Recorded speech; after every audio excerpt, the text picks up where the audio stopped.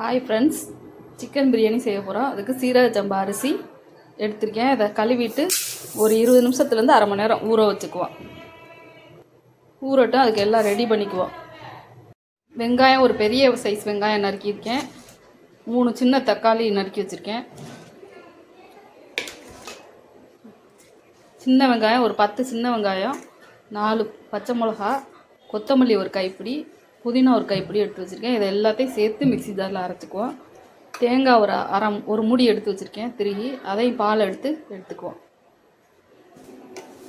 புதினா கொத்தமல்லியெலாம் அரைச்சிக்கிட்டேன், தேங்காய் பால் எடுத்துக்கிட்டேன். பிரியாணியை தாளிச்சிக்கலாம். சட்டி சூடாயிடுச்சு, எண்ணெய் ஊற்றிக்கிறேன்.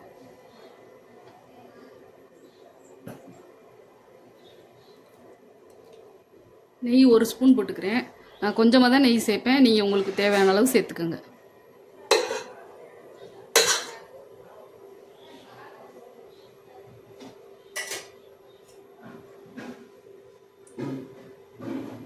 சூடாயிடுச்சு. இலை, பட்டை, பூ, 1 ஏலக்காய், 2 கிராம்பு போட்டுக்கிறேன்.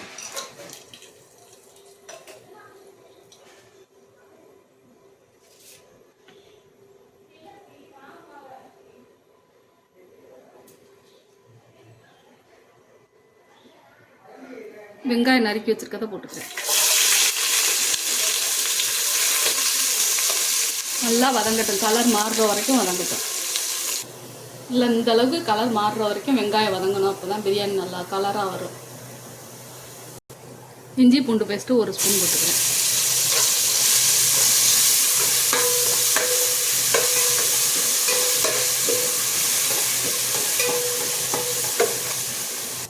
இஞ்சி பூண்டு பேஸ்ட்டு பச்சை வாசனை போயிடுச்சு. இப்போ இந்த அரைச்சி வச்சுருக்க பேஸ்ட்டை அது சேர்த்துக்குவோம். இதுவும் நல்லா பச்சை வாசனை போகிற வரை வதக்கிட்டு எண்ணெய் பிரிஞ்சு வர்ற வரைக்கும் வதக்குவோம்.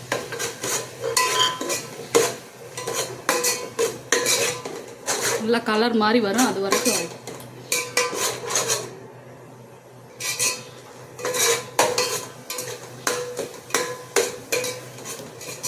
இந்த மாதிரி அரைச்சி போட்டால் நல்லா சின்ன வெங்காயம் சேர்த்து அரைக்கும் போது பிரியாணி நல்லா டேஸ்ட்டாக இருக்கும், வாசமும் நல்லா இருக்கும்.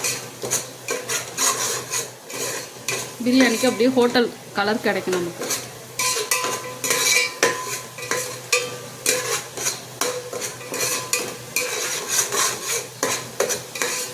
எண்ணெயிலே நல்லா வதக்கிக்குவோம். நல்லா வதங்கி இப்போ எண்ணெய் பிரிஞ்சு வருதுல, இப்போ தக்காளி போட்டுக்குவோம். தக்காளியை போட்டுக்கிறேன். தக்காளி நல்லா வதங்கட்டும்.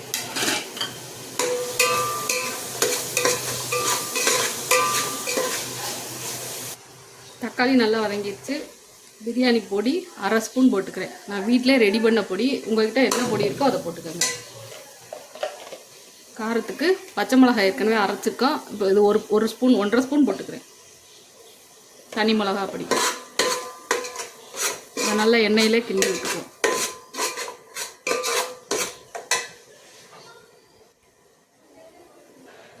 நல்லா வதங்கிடுச்சு. எண்ணெயில் நல்லா வதக்கிட்டு இப்போ சிக்கன் கழுவி வச்சுருக்கேன், அதை போட்டுக்கிறேன். சிக்கனை மூடி வச்சு ஒரு 5 நிமிஷம் லோ ஃப்ளேம்லேயே வச்சு அந்த மசாலாவில் சேரட்டும். அதுதான் அந்த மசாலா சிக்கன்லேயே இறங்கும்.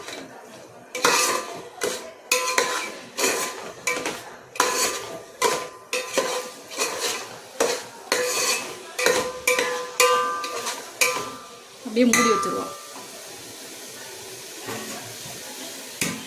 ஒரு 5 நிமிஷம் லோ ஃப்ளேம்லேயே இருக்கட்டும். இந்த மசாலாலே நல்லா வதங்கிடுச்சு. தண்ணி 2 மடங்கு ஊற்றிக்கிறேன். சீரக சம்பா அரிசிக்கு தேங்காய் பாலோடு சேர்த்து 2 மடங்கு.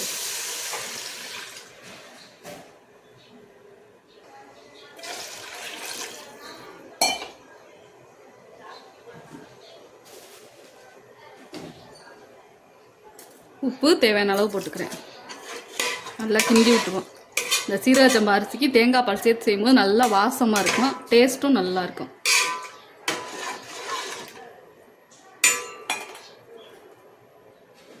லெமன் கொஞ்சமாக புழிஞ்சு விட்டுக்கிறேன்.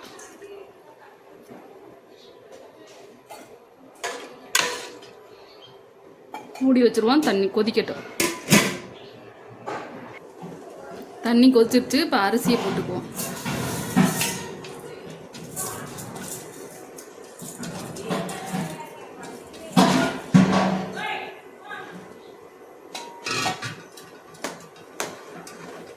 உப்பு போதுமா என்னென்னு இந்த ஸ்டேஜில் பார்த்துக்கணும்.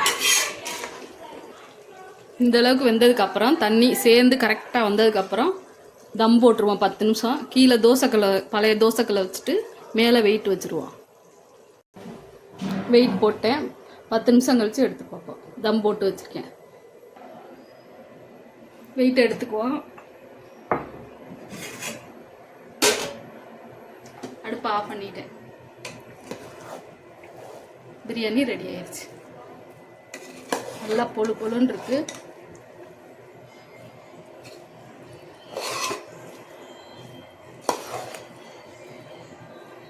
கரெக்டான அளவில் தண்ணி எல்லாமே இதே மாதிரி நீங்களும் செஞ்சு பாருங்கள்.